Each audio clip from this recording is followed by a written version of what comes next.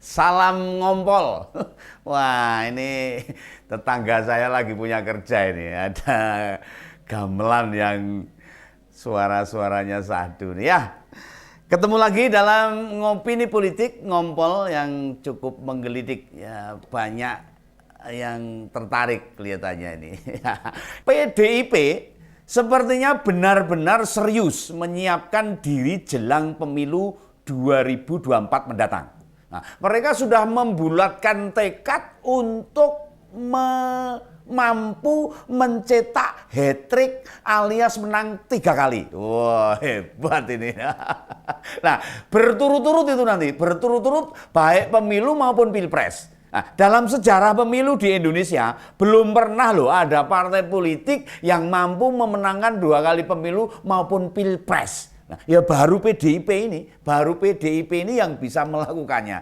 Dan gini target baru sudah ditetapkan juga, yaitu mengulang kemenangan pada tahun 2014 dan tahun 2019 untuk tahun 2024. Nah, PDIP juga merupakan satu-satunya partai politik yang memenuhi persyaratan presidensial threshold atau partai politik yang bisa mengusung pasangan capres dan cawapres tanpa perlu melakukan koalisi dengan partai lain. Ya, ini tentu ini sangat menguntungkan, ya, sangat menguntungkan sebab mereka tidak perlu melakukan tawar-menawar, gitu, lobby-lobbyan maupun bernegosiasi untuk bekerja sama dengan partai lain. Ya, itu salah satu langkah konkret yang disiapkan Megawati, yaitu menunjuk Prananda Prabowo sebagai kepala pusat analisis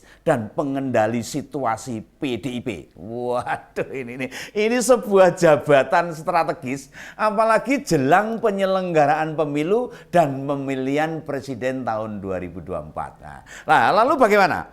Lalu bagaimana potensi kekuatan PDIP dengan penunjukan Prananda Prabowo? Akankah PDIP makin mudah menghadapi pemilu 2024? Nah, mari kita bedah, kita ikuti ngompol ngopini politik berikut ini.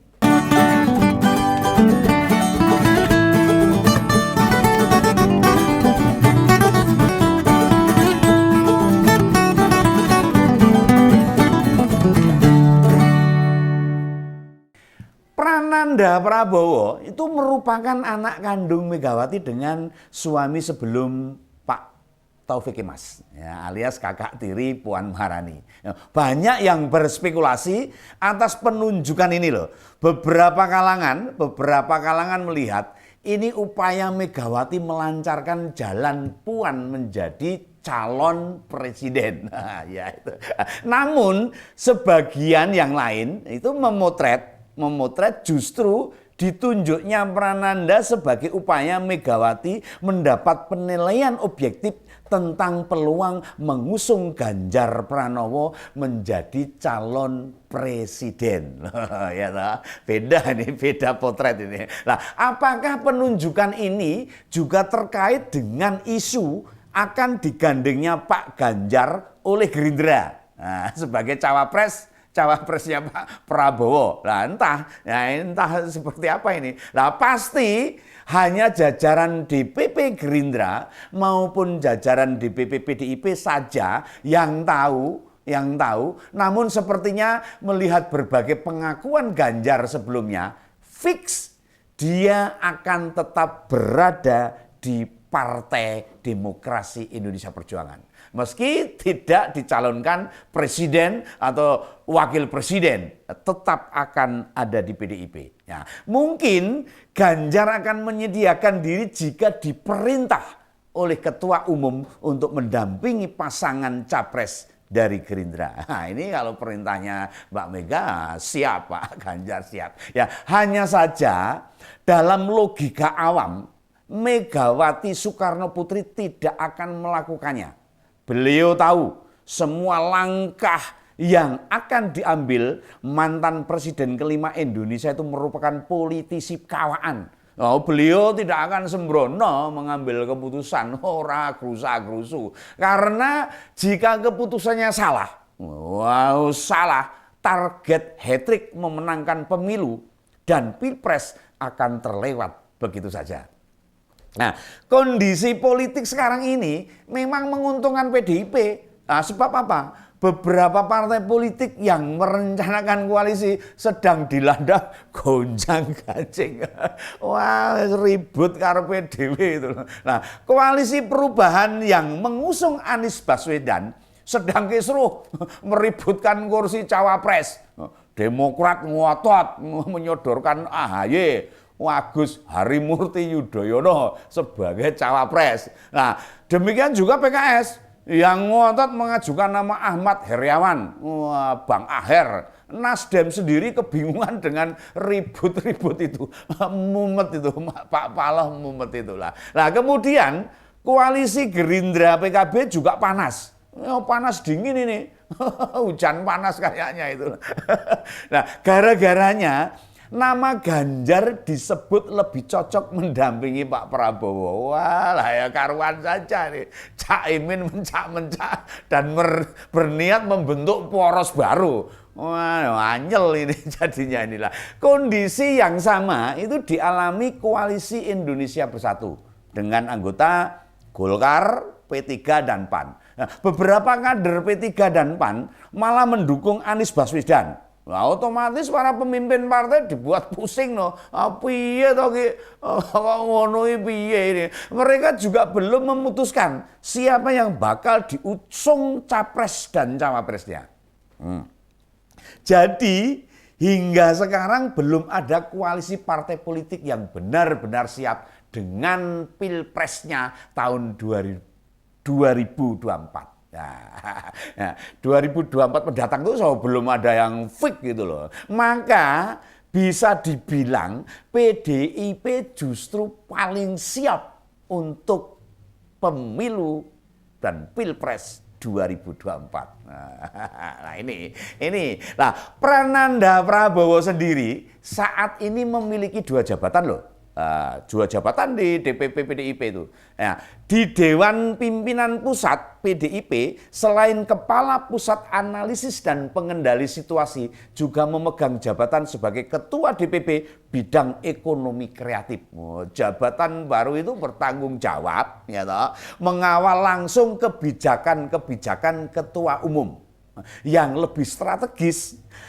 Prananda juga bertanggung jawab untuk menyaring menjaring para calon legislatif partai banteng dari berbagai daerah hingga ke pusat. Wah, jabatan hebat ini. Nah, artinya Prananda akan menjaring dan menyaring bakal calon anggota DPD, DPR RI, DPRD Provinsi, dan DPRD Kabupaten Kota untuk pemilu tahun 2024.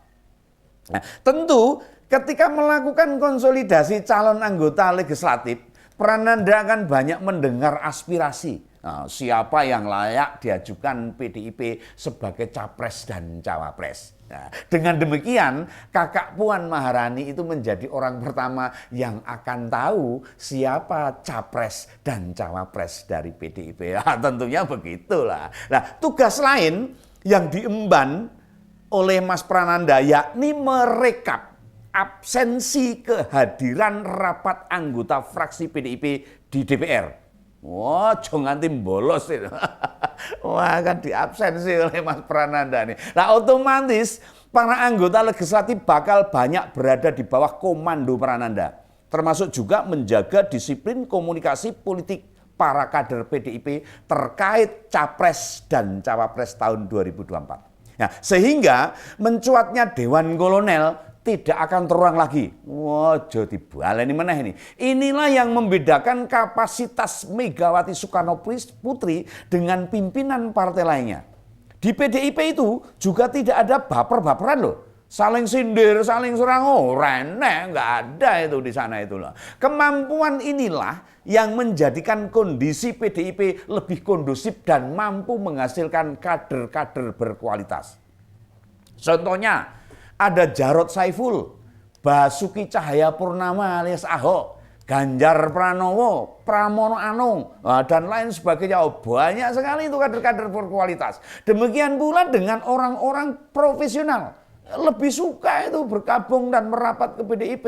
Nah itu ada Pak Menteri PUPR itu, Pak Basuki Hadimulyono, Tri Risma Harani, Jarod Saiful, Rieke Diah Pitaloka, yang bintang film ngetop itu, dan lain-lainnya banyak yang merapat ke PDIP, mempersiapkan partai politik dalam memenangkan pertarungan dan pilpres itu tidak mudah. Ya, ora gampang itu. Harus benar-benar dipersiapkan sedemikian rupa. Nah, ditambah dalam pemilu serentak 2024 akan dilakukan pemilihan legislatif mulai DPRD kabupaten kota, DPRD provinsi hingga DPRD pusat. DPRD pusat, DPR RI pusat. Itu masih ada pemilihan DPD loh. Nah, pemilihan bupati dan wali kota, pemilihan gubernur hingga pemilihan presiden. Ya, artinya butuh sumber daya yang besar dan berat agar sebuah partai politik mampu meraih hasil optimal baik pemilihan legislatif maupun pemilihan kepala daerah dan presiden. Nah, melihat rekam jejak PDIP pada pemilu 2014 dan pemilu 2019, sepertinya Megawati Soekarno Putri tidak mau sembarangan. Wah, hati-hati ini, ora sembrono, ora grusak-grusu ini. Nah, ditambah ada niatan untuk mencetak hat-trick. Hat-trick kemenangan, maka ditunjuklah Prananda untuk mengomandoi, jadi komandan gitu loh. Persiapan pemilu 2024 mendatang. Nah, sementara jika dibandingkan partai politik lain, mereka malah fokus pada siapa yang diajukan sebagai calon presiden. Nah, ini bedanya partai politik modern menghadapi sebuah pertarungan. Tidak hanya fokus titik tertentu, namun menjabarkan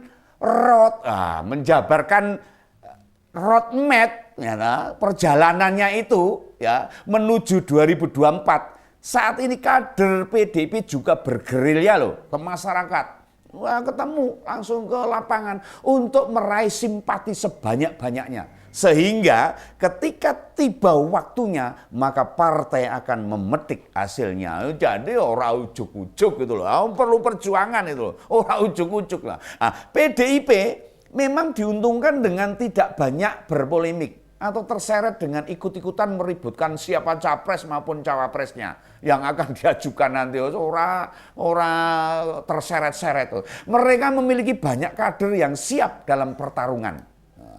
Dalam pertarungan pilpres itu, orang bain-bain itu. Di partai lain, kita lebih sering melihat akrobat ketua partai politik yang sibuk ke sana kemari melakukan lobby-lobby gitu, menawarkan kader untuk jadi capres, mengikat kerjasama dengan partai lain, tapi lupa dengan menyiapkan infrastruktur partai. Nah, jadi tidak heran jika kelak 2024 ya PDIP bakal lebih mudah mengulang kesuksesan tahun 2014 dan tahun 2019. Nah itu, ya, jadi itu dulu saja yang harus kita ketahui dan kita bahas. Ya, selamat buat Mas Prananda Prabowo atas jabatan barunya, nggih. Selamat bekerja, Mas. Semoga mampu mengemban amanah dan berhasil dalam pemilu dan pilpres 2024. Oke lah, sampai ketemu dalam ngompol berikutnya, ngopini politik yang asik dan menarik, menggelitik selanjutnya. Salam begawan.